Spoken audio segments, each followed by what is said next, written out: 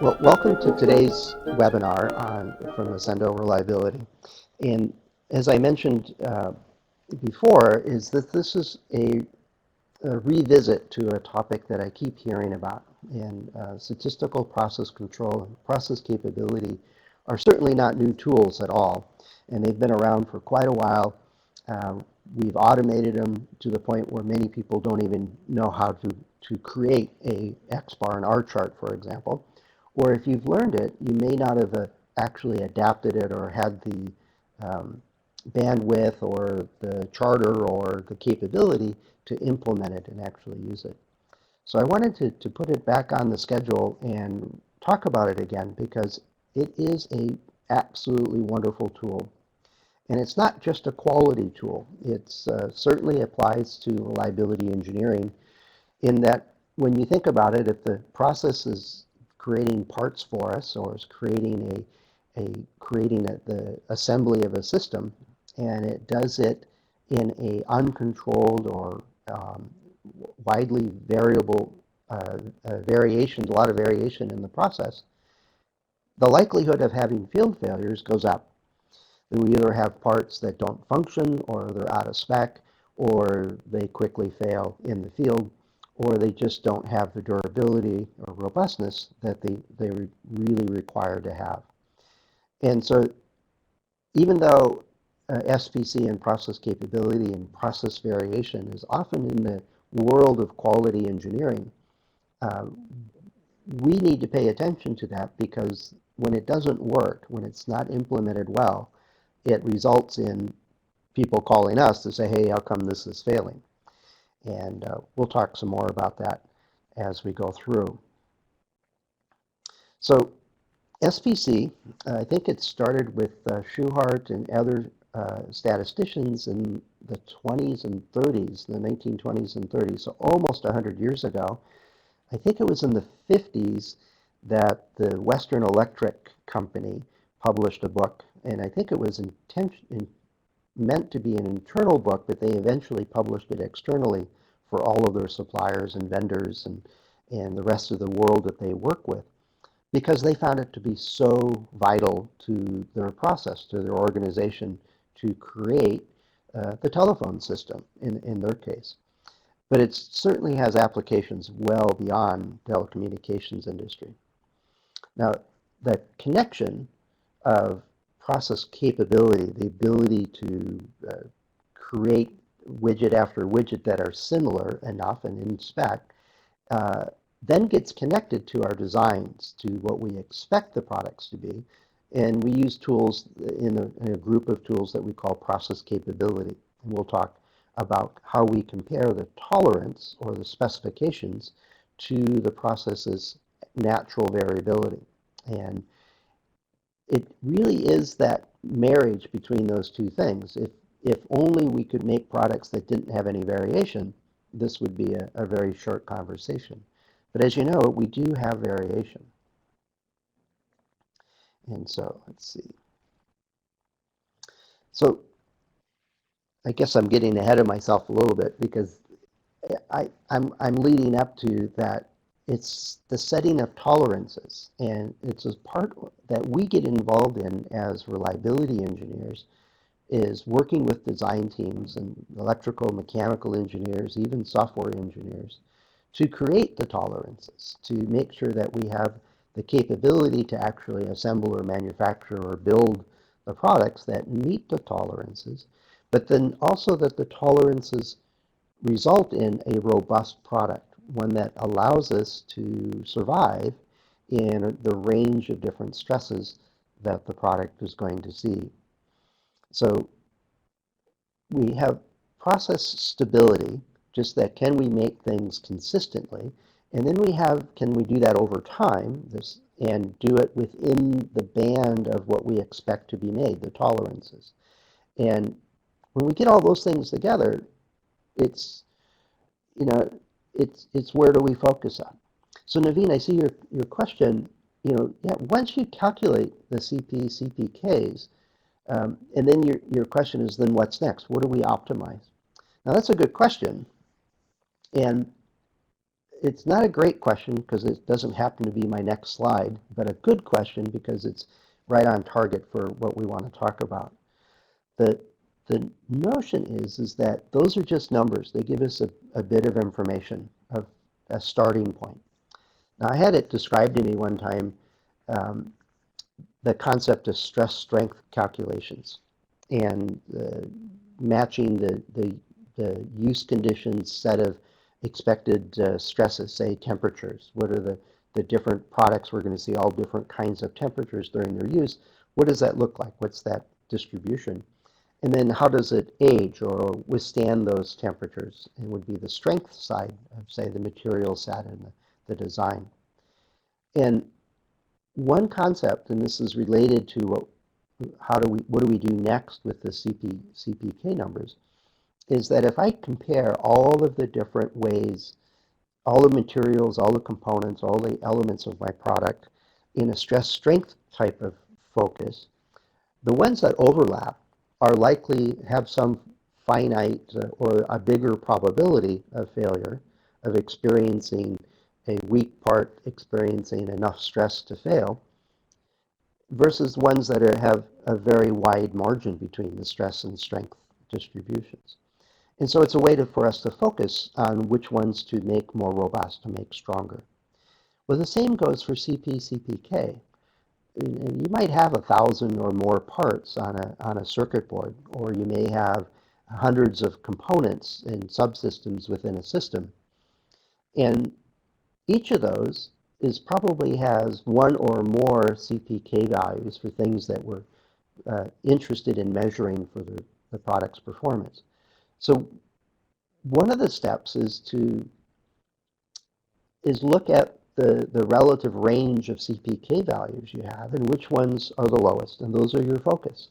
What can you do to those to improve the process, to widen the tolerance, well, I'm getting ahead of myself a little bit. But the idea is that you can rank order which ones you're going to focus on. It doesn't make much sense to improve a process or to invest in improving a process that has a CPK value of, say, 10. It is very stable and very unlikely, even with the normal variation from day to day and from year to year, of really causing a problem.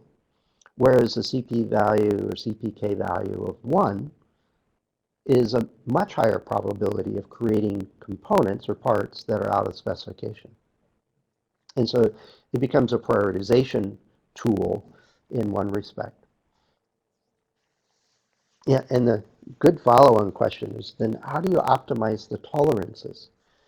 Well, the first thing you do is figure out which ones are even an issue, which ones have the lower CPK values. And then working with the design team, is that tolerance critical to the function of the product? Now, I personally worked with a mechanical engineer that had, I don't know, a couple of hundred tolerances that they had over the set of drawings for the mechanical parts for a particular system. And he only paid attention to maybe 5 tolerances that were essential for the critical function of the product. The rest of them were there because they needed a tolerance on it for the drawings to be complete. And almost all of them defaulted to a plus or minus 10% kind of an algorithm that he used to set blanket tolerances across everything. It was a little more sophisticated than that. It was related to the type of manufacturing process in general and the types of tolerances that were typically held by those things. Well, a few of those actually had, when we started making measurements of these parts and getting components back from vendors, a few of those parts had relatively low CPK values. And so we went back to the designer and said, if we open those tolerances, what are we giving up? What's the impact on the system? And unless it hit one of the 5 or so specific tolerances that the designer knew were critical, he was very willing to open them up a little bit to accommodate the processes that we're using. There was only one case where the discussion then turned to, well, we can open the tolerance, but we're going to lose a little bit of our performance. It won't be as strong, for example, increasing the chance of some failures occurring. And he says, is that worth it? So here's the cost per failure, and here's the number of failures we would expect. We did some quick calculations. And then on the other side, he looked at, well, what happens if I change the design slightly and change a couple other parts? What's the cost of that? And so it became a cost-benefit trade-off. And while we don't have the bandwidth to do that with every tolerance that's on a system, it's by focusing on the ones that need improvement, it allowed us to have those kinds of discussions. And it turned out that there were on the order of 5 tolerances that were critical for the system, and we worked on improving the process and making it more stable and more capable. And then there were a handful of tolerances that were tight for the manufacturers that we were using, so we opened them up and their CPK values went up. And then there was one or two that we had this cost-benefit trade-off. And in each case, the decision was slightly different as to what was the compromise. Where do we find the right balance for that? But this starts in the design process. And getting data is often a difficult part, but as soon as you can, it's start gathering this information so that you can influence the designs to get tolerances that we can assemble and have a stable, consistent process doing so. So this notion of working with the design teams early as a reliability engineer, we call it design for reliability, includes setting tolerances. It includes setting safety margins and setting stress strength calculations and understanding the risks of failure when something goes out of tolerance or out of specification. And so these all start to get bundled together. And so the optimization part is, I just briefly outlined it, so hopefully that makes sense. But the bottom line is, it's in it for those that have heard me present before, you know that I always blame the designers. It's always their fault. So it goes back to when I started in industry, I was a plant shift supervisor and then a manufacturing engineer. And so if the design team would make the product easy to build, we wouldn't have so much scrap. We wouldn't have so many errors. We wouldn't have so much problems with the assembly process. And so an ideal design is you give me the raw materials and I shake it up in a bag and out comes your product. That would be ideal.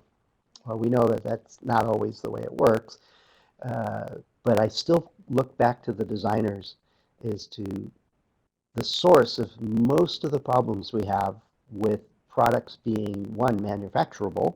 Design for manufacturing is a whole field, but also reliable.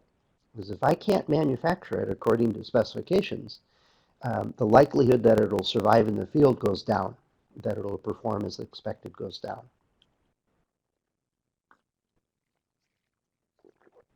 All right, grab my sip of coffee here before it gets too cold. All right, control charts. They are wonderful tools. They're visual, they can be done by hand, the calculations are relatively simple, and you should know how to use these things. I'm going to do a very quick, let's see if I push the right button, it'll move ahead. But the control charts in most organizations I see really only exist in the manufacturing facilities. So if you're working with a contract manufacturer, you might even have to fly to another country or halfway around the world to even see a control chart. Yet it's the information that's on the control charts that's essential for the designers to understand how they can assemble or create a design. It's a piece of information that they need, not a lookup table in some old book from school, but what's our manufacturer capable of doing today? What's the amount of variability that exists today? Because we know that variation does happen. No pieces of wood are the same. No two pieces of molded components are the same. No two electronic um, parts are exactly the same. And so creating a design that incorporates the amount of variability that is expected to occur, that actually will occur, will be more robust, will be more capable of performing over time, more reliable. So SPC is the tool we use. It's a good tool. It's been used for many years, and it's a solid tool. There's a variety of different fancier tools available, uh, but you need a PhD in statistics to deal with them.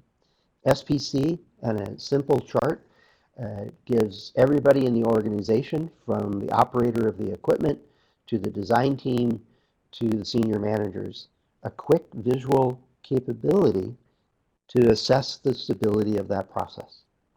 And when they're done well, it gives them indications of what they can do to make the system more stable, more capable. So once you're stable, then you check the capability. And as Naveen mentioned earlier, is the CP/CPK values are typical measures we use for that. And that's where we compare the process variability to the tolerance. So here's a question for you while I grab my coffee again. Um, I know many of you have seen control charts in one form or another. What, um, how do you know if it's a real control chart, one that's being used effectively or not? What have you seen that would indicate that it is real or not real?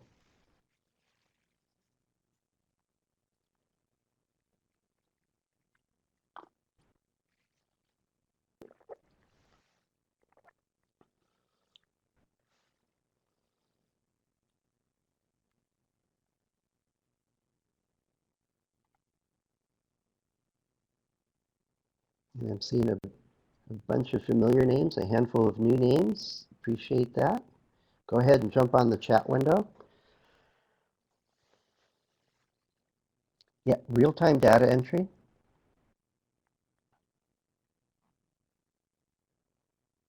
lots of measurements, just inside the control limits. You know, Ray, that's an interesting one. I've seen that a few times where it's um, keep measuring it until it's in, where especially when it's an operator-made measurement. If there's a lot of emphasis on not going out of control, you could reread the reading just slightly differently, and maybe a little parallax or maybe a little different angle, you get it just inside the limits. Yeah, and one of the indicators that you're out of control is like 2 out of 3 are right next to the near the outer band of the control limit. Yeah, it's updated regularly. Good, Adam. Yeah, it just filling in the chart. Just in the other one I've seen in it, and maybe it doesn't exist anymore. Um, when I used to do supplier assessments and stuff when I worked back at HP, is the control charts would be behind glass in the visitors lobby, basically, you know, or just inside the entrance to the factory, and then the quality engineer would gather data once a week and update the control charts. But it had really no impact on the process itself. And if anything went out of control, it could have been a week ago, and the likelihood of understanding what actually happened would be very, very low. So, yeah, you can spot it a mile away in most cases. The best one I ever saw, as the whole factory was doing this, was in Mexico, in a factory that used to be owned and operated by Bell Ma Bell Telephone Company. I don't remember the actual name of it. Uh, and it was a contract manufacturing house now making electronic circuits. And they were hand drawn or hand plotted parts, hand calculated parts on a circuit manufacturing line. There were different places things were being measured on different lines. When I asked about that, they said that Well, different circuit boards require different levels of control, areas of concern, and areas that we want to make improvements. So instead of always measuring paste height because it's easy, we measure what's important for that particular circuit board. And so part of the setting up the line was figuring out what exactly we want to measure. And they would learn that through the initial startup and prototyping and so on, and the initial sets of measurements. And then they would refine it to the areas that needed the most attention. And as improvements got implemented, they would move what they were measuring to another place that could use some more attention. And so it was a very deliberate process of thinking through what we're going to put a control chart on, not always on paste height, for example, on the circuit board manufacturing line, or always on the same thing. If you are always measuring the same thing, it kind of suggests that you're not making improvements to your process such that something else needs more attention, and you're just doing it for show, if for no other reason, which isn't exactly a good use of resources, is to just have something to show off to your visitors.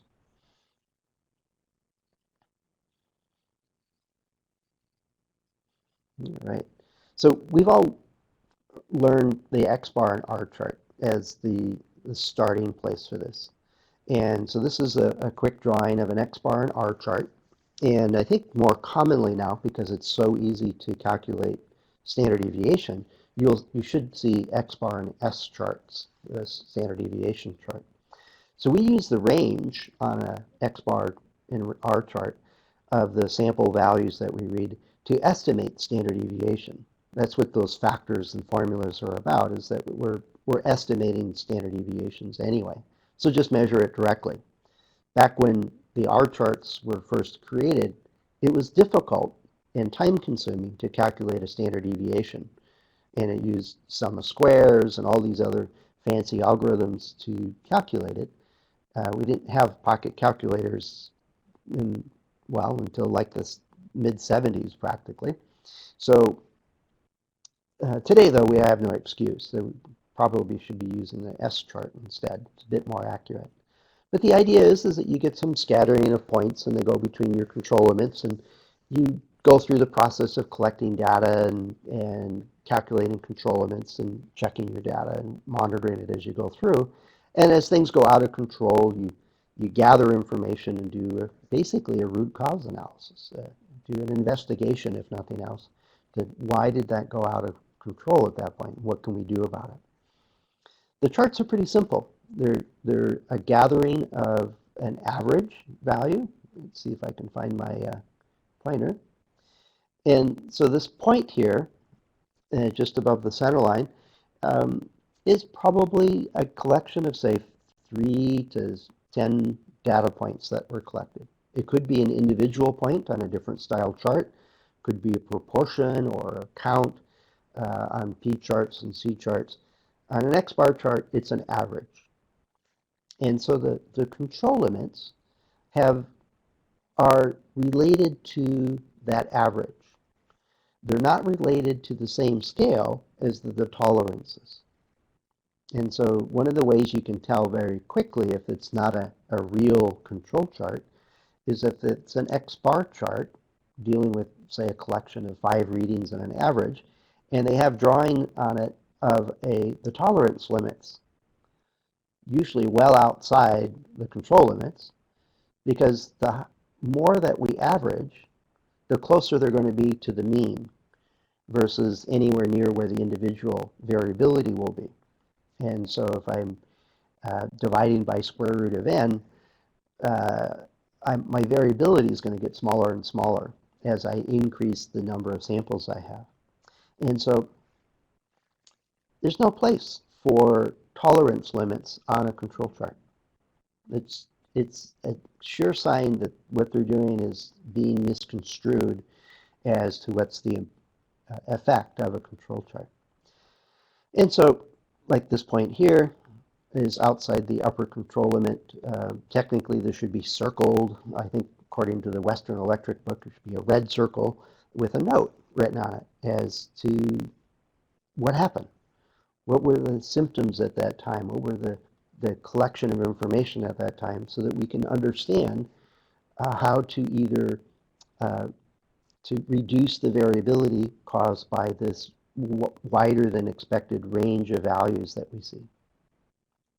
And so control charts are easy to read, easy to follow. There's a handful of rules we'll talk about in a few minutes to interpret them.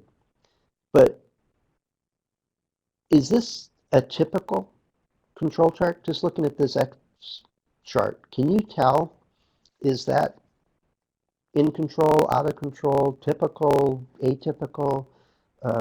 What's the source of that variability that we're seeing?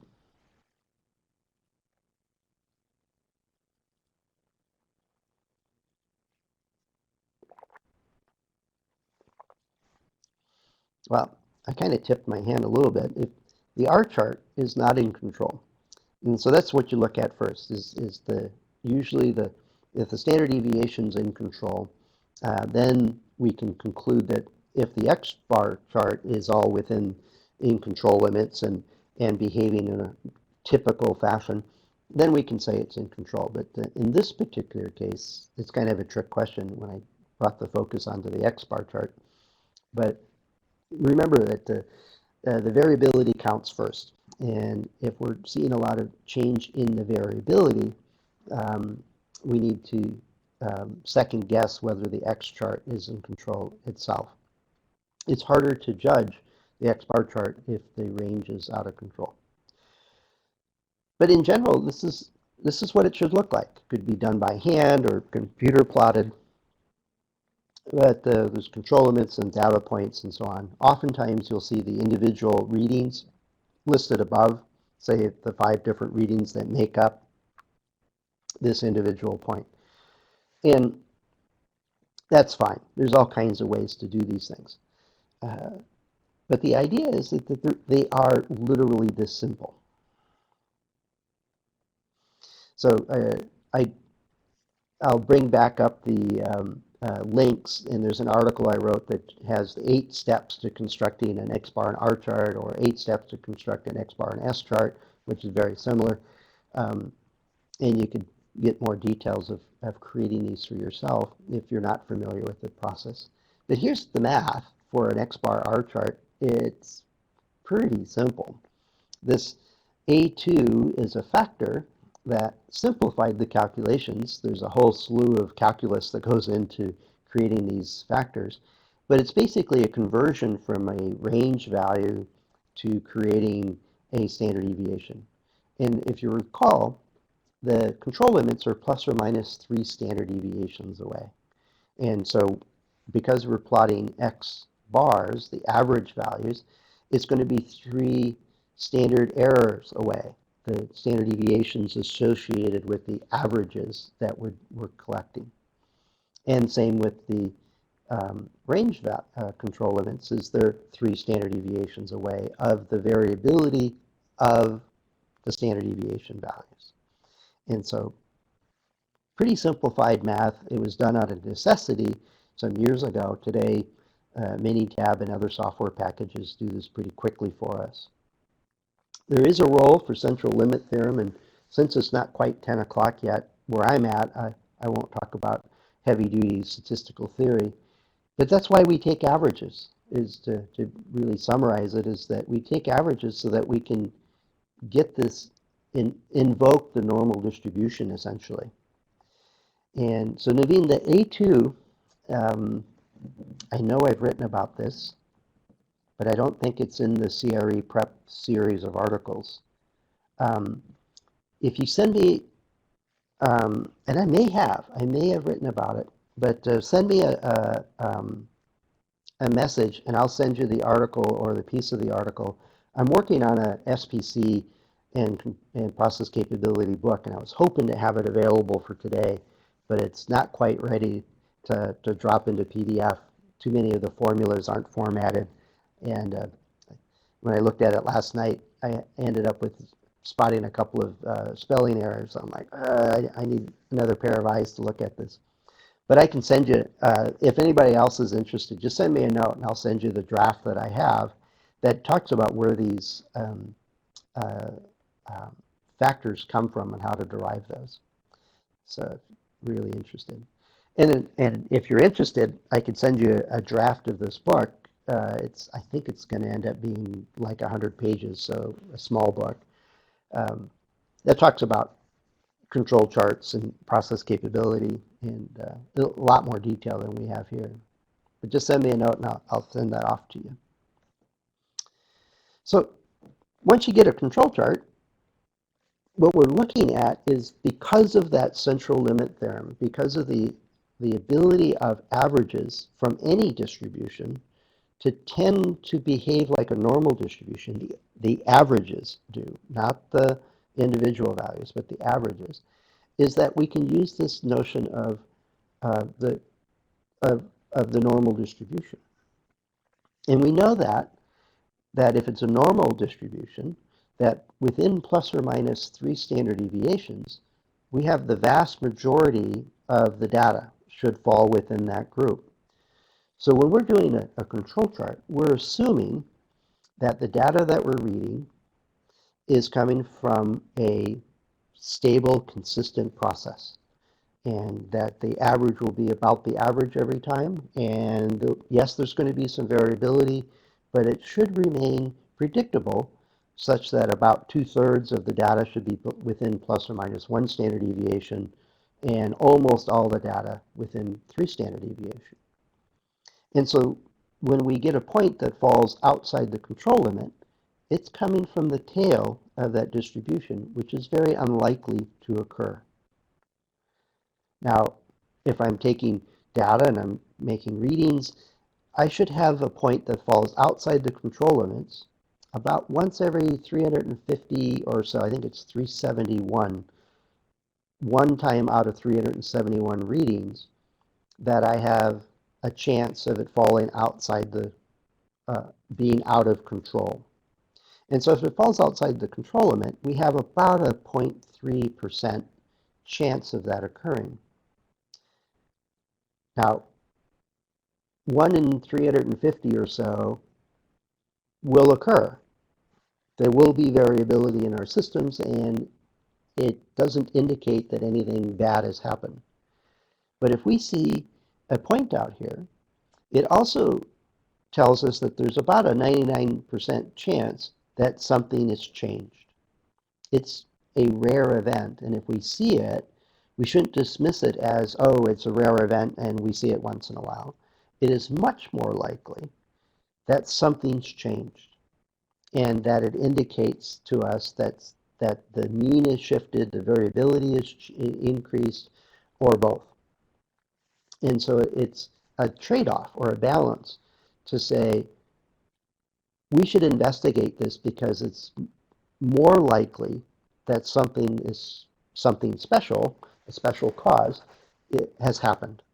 And we can either learn something to reduce the variability of our process, or sometimes it is an indication of an improvement, an opportunity to improve the process. It actually makes things better. It doesn't have to be out of control to be bad, or it doesn't have to be bad to be out of control. It could also be a good phenomena that indicates something has changed. But that's why we use this averaging, and that's why we use the central limit theorem, invoke that, as because we're just simplifying the process by using the normal distribution. Now, you certainly can create control charts for any distribution you want. It takes more work and a little bit more theory to make it all hang together. But sometimes we get things that the mean and the variance change, and that's what my little diagram here is trying to show. So I have a variance change here, and I have a mean shift here. Another point here that looks like suspect. If I had 3 points up here, 2 out of 3 in that range, I'd have a problem. A couple other rules like that. I use some of the obvious ones for this one. It could be just the average is shifting, that the control setting that's centering our process is out of control, that part is bad. So sometimes when we're totally out of control, The thing to start with is look for what will change the variability. So is it, say, die cutting? If the tool is getting dull, the amount of variability in the cuts is probably increasing. So it's in that level of detail that we start investigating. Let's reduce the variance, the standard deviation term first. And then, if what we're dealing with is just the centering part of that, then it's the control process. It's the alignment. It's the setting of the material into the system and its alignment pins, for example. How is that not working as it should? But as you think through any operation that creates the dimensions that we're looking for, whether an electronic component in the material sets and adhesives and soldering processes, to mechanical systems for cutting or shaping or building or coating or whatever it is that we're measuring, thinking through those processes with the fishbone diagram or with failure modes and effects analysis and fault tree analysis are all ways for us to get a handle on what are those sources of variability. What could make it more variable from one to the next, and what could shift the whole group, the shifting of the mean values. And typically those are two different things, but it's much harder to see a shift in the mean when the variability is changing, when the variance is changing. So that's why we focus on that first. And then variation, and you can see that by the range values or the standard deviations values being out of control. But when you're in control, you're still going to see variability in variance and in the mean values. So each sample we take will be slightly different, but they remain consistently predictable with assuming that they're all coming from the same distribution. And so if I'm taking random samples from a fixed defined distribution, I end up with an in-control process if I want to simulate it. And what we're looking for, it's like a hypothesis test, is we're looking for convincing evidence that something's changed. And that's the whole concept of these control charts, is what we're really after. All right, I was going to do this as a quiz, but I don't really know how to do it. So how many, well, I guess the answer is right at the top of the slide. So there's 5 ways that this control chart is out of control. And so the obvious one, let me see if I get a pen working here. I don't have my tablet to draw. I should make that red.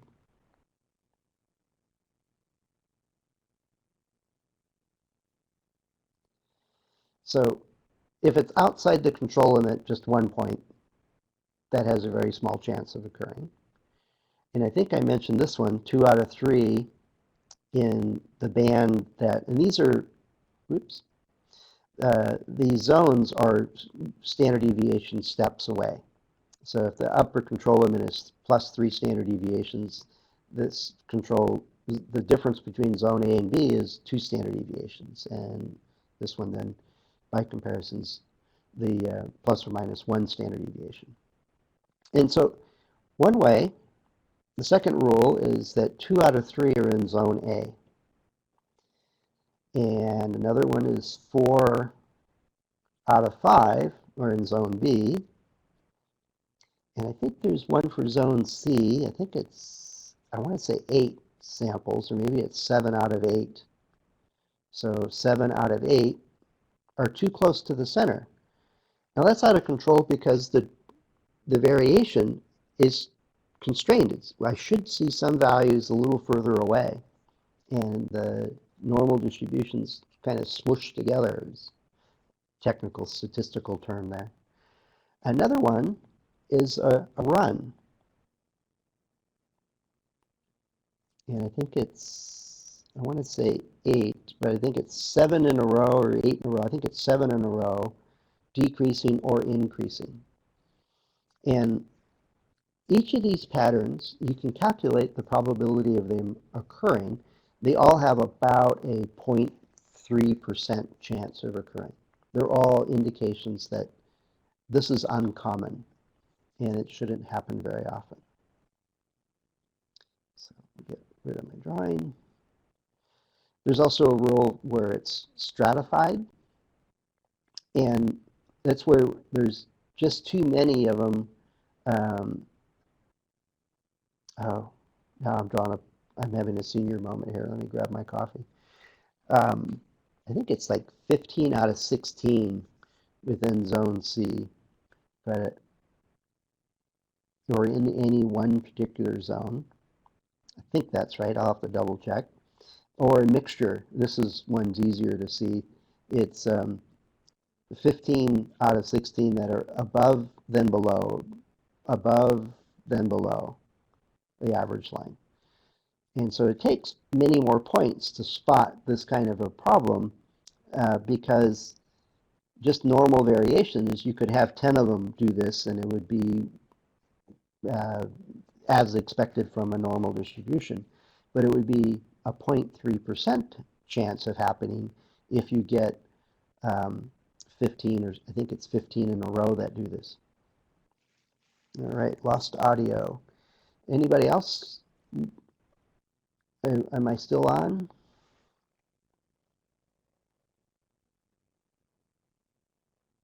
Being remote, so you can hear me. Okay, good.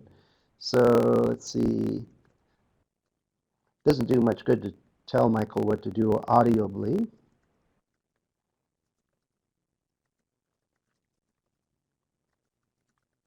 So hopefully that takes care of it. That tends to do it, or just reset your headset. Sometimes that does it too. But, oh, okay, so I'm back. Yeah.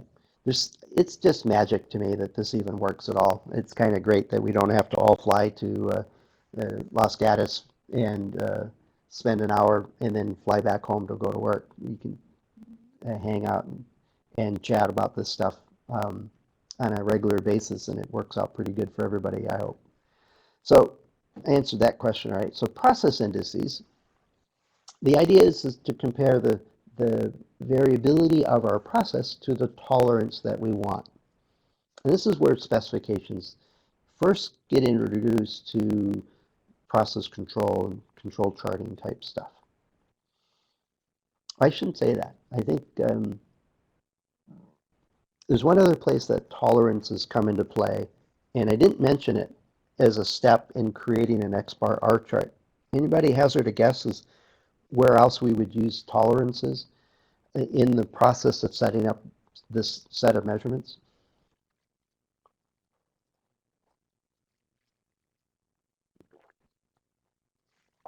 And my coffee's getting cold. I've been talking too much. So I see a couple of people typing. So what would be a critical step in setting up this process? Tolerance stacking, yeah, yeah. That's often when you have a long set of tolerances that stack together, it often becomes very difficult. That's where we end up getting really constrained tolerances from a design's point of view. Naveen, good question on what do we do if there's no tolerance. Um, Let me answer the other question, which nobody picked up on that typed in, is measurement error. So if I'm going to measure, say, the thickness of a formed part, a molded part, for example, and I could use a range of different um, measurement techniques to do that. Now, some will create large amounts of measurement error, and so measurement system analysis, if I remember what MSA stands for, is would typically start with a gauge R&R, gauge repeatability and reproducibility study. Is the measurement technique I'm using, the tool I'm using to make the measurements, and the process I'm using to make the measurements, is that capable of making the measurement without adding too much measurement error? And so you can be completely out of control when the process is doing just fine due to nothing more than measurement error. And so the variability of your measurement process is added into your control charts. And so Naveen, yes, you can do SPC for something that has no tolerances. And because tolerances aren't related to statistical process control, the control charting part of the process. So oftentimes, though, we would pick something. For example, when I first started learning about control charts, we're extruding cables and putting jacket on these wires, basically. And one of the defects was is a piece of the polymer wouldn't quite be melted, and it would form a bump in the jacket of the cable, and that was a defect. And so one of the steps was these operators would run the cable through their hand and pick up those and could feel those defects, and then would cut those out. And if the product that was being spooled up was too short to be sold, it was then scrapped. So it was a pretty expensive problem, and out of 10,000 feet, we were getting on average about 14 of these defects. Now, there was no spec anywhere for how many defects was okay, but in general, less was better. If we could run the reel with no defects cut out of it, we would yield a lot more product for that assembly. Yeah, and Ray, I've been there where the the measurement system itself has got to be meaningful, and it's really the first step is to make sure your measurement system is capable in and of itself of not being just a random number generator. And that's overlooked so many times. And I didn't even mention it at the start of this one. Uh, but we use control charts to focus on that process of number of defects we had in these cables. We didn't have a specification, it was just less is better. In some cases, it might be more is better. It depends on what your focus is. But we decided to use the control chart as a way to measure the effects of changes we made to the process upstream that we thought were contributing to the creation of these defects. And so once we hit on the right process, the changes we made to the melting process, actually, the screw and the temperatures, we immediately saw a huge shift, a downward shift in the number of defects we found per system. And we used control charts then to prove that it was stable, that was capable.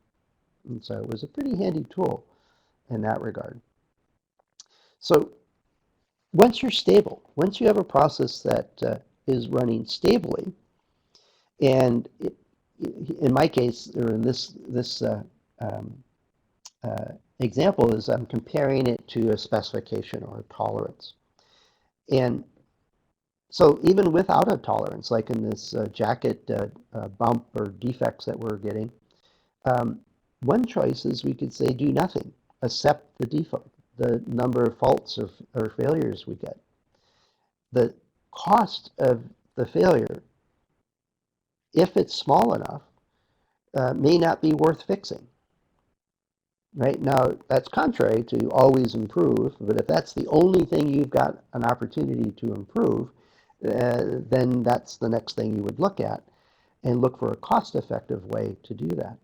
But if it costs me $100,000 to improve a process that's only causing $10,000 of failures per year, it's going to be hard to justify that. I'd much rather find a problem that is causing $100,000 in field damage, but only costs me $10,000 to fix or to address. I think you understand that. So one of the things I learned very early was the first thing that we would do is go back to the design team and change the specification. If I wanted to improve the capability of my manufacturing process, by far the least expensive way to do it is to make the specifications broader. If they're not required to be at what they are set at, if they're not critical to the function of the product, make them bigger. Make it easier for us to meet specifications and reduce scrap and reduce inspection and so on. The other parts are reduce the center of the process or reduce variability. I should have reversed these because it's really oftentimes it's the variability piece that we need to focus on. is if we reduce the standard deviation values, the amount of variability, that almost always has a tremendous impact on the ability of the process to be stable. Then center the process. Get it centered in the sweet spot for your particular product and its tolerances. And the last choice is kind of like do nothing is, well, that we don't have an economical way to make improvements. So we are going to get losses. And not a very satisfying one, but it's one that happens. And since it's getting close to 10 o'clock, I thought I'd better put some more formulas up here. Um, the CP value has got a problem. And for those that are familiar with this, you probably are nodding your heads. But what is it? So you didn't know there was a quiz, did you? So the CP value provides us a ratio of the upper and lower spec versus the variability, 6 times the standard deviation. So what's wrong with that? Let me take a look. I see Naveen's been typing.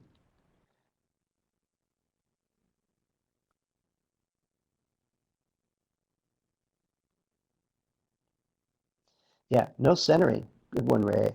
Yeah, so I might have an upper and lower spec limit that's, say, between 1 and 2 inches, and my variability is between 3 and 5 inches, or 3 and 4 inches, or some other value. It doesn't necessarily mean that anything is within specification. It just is a capability index that, in theory, if centered, it gives us an indication of how capable that process is. But it assumes that it's centered, and even though it may not be. And and so, Naveen, I'm going to take a look at your question. It's like flatness and parallelism and stuff. When you want lower is better.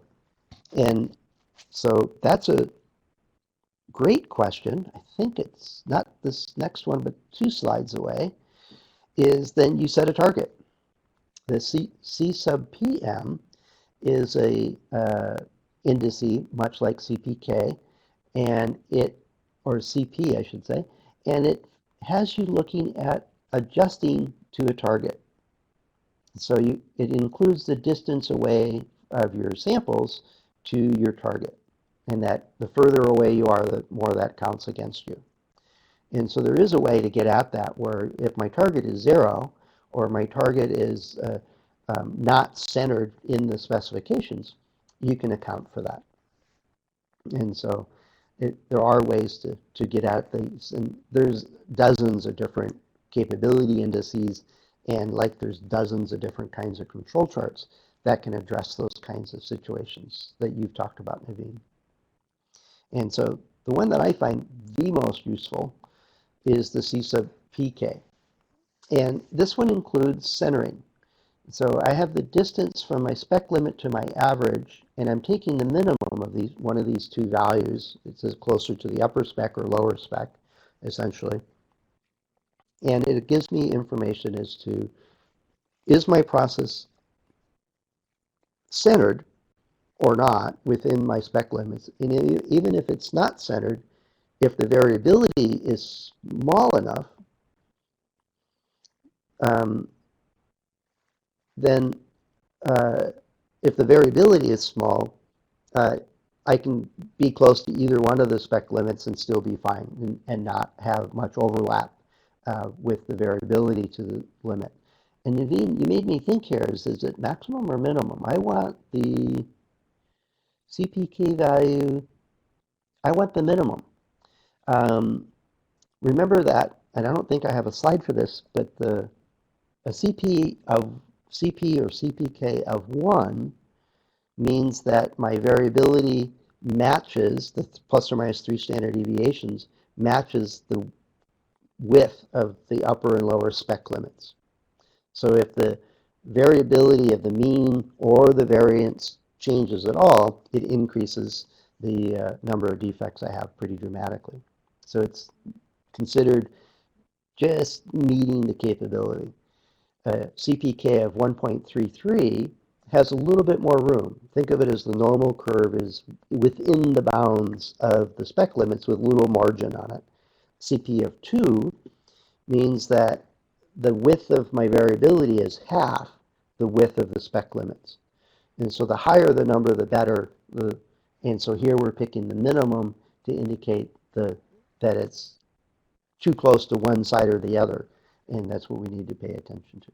So I'm drawing here with my hands. I'm realizing that's not doing much good. Hopefully that description helped. Let me know, and if not, I'll pull out a whiteboard. Yeah, so Naveen, I think I tried to explain that. Hopefully that made sense, but if not, I could go over it again. But let me pull up the ending slides here so you can see the download links for the slide set and for the 8 steps to create a X bar and R chart, or some of the discussion on out of control. And I've got just a couple of minutes here, but I'll stay on the line for as long as there's any questions. So fire away. And thanks, Naveen and Ray and Michael, Bruno, others, for chiming in on the chat window. Um, it certainly helps knowing that there's one, that there's somebody out there, and two, if there's any questions you have, let me know, and I'll be happy to address those. And this is that point where I realized that, yes, I did turn on the recording, so I'm good. All right. You're welcome, Adam. All right. Bunch of thank yous there. So I'll wrap up with this. I think next week we're talking about, or next month, next month, the webinar is on setting reliability goals, and then how do you quantify the value of doing so? What good is a reliability goal in dollars and cents, essentially? And so we'll go over some ways to calculate that. And you can see that on the Ascendo site underneath live events. You should be able to scroll down a little bit and see the link there. Oh, share my email again. It's the easiest one, most common one. And if you go up on ascendoreliability.com, you'll see lots of ways to get in touch with me. Also, I should mention that we just launched a new podcast. James Kavosik, I think that's how he pronounces his name, is a maintenance reliability engineer and consultant, and he's created a Rooted in Reliability podcast show, and he's talking about reliability engineering practices in plant maintenance, in factory maintenance, that kind of environment. So if that's of interest to you or somebody you know, send them over to reliability.fm, which is a website that points to the reliability.fm podcast network. And so give it a listen if it's of interest to you. Subscribe, leave ratings, reviews, all that other good stuff. That'd be great. So appreciate all the thank yous. You're all very welcome, and hope to see you all next month.